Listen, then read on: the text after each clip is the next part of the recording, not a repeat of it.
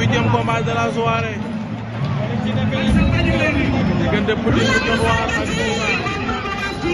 12 ans moom ñu wan ginnaaw toj nañ leen tojut mu jëlaat ko tojaat ko mu toj ngay tibb suuf Massou Dia diggante 12 ans ak Petit bu Dionewar rek a suuf lewaat na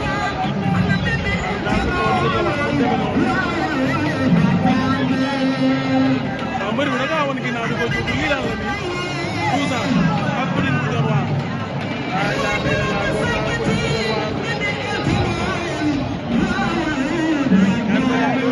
door na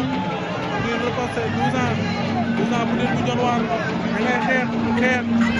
laa ilaaha illallaah 12 ans Petit da ngay xeex doo droite 12 ans Petit bu Dionewar laa ilaaha illallaah xeex nañ 12 ans doon na door Petit jël na ko jël bu baax 12 ans génne na ko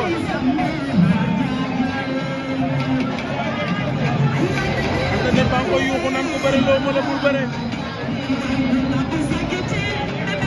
man différence de poids nag diggante ki nga xam mooy Petit bu Dionewar ak 12 ans ñoom ñaar ña nga jar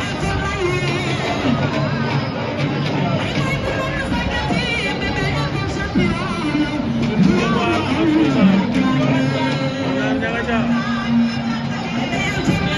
dina koy dajale 12 ans di bañ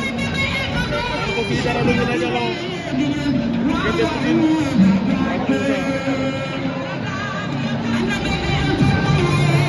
Petit ak 12 ans Petit 12 ans ngay door 12 ans ngay door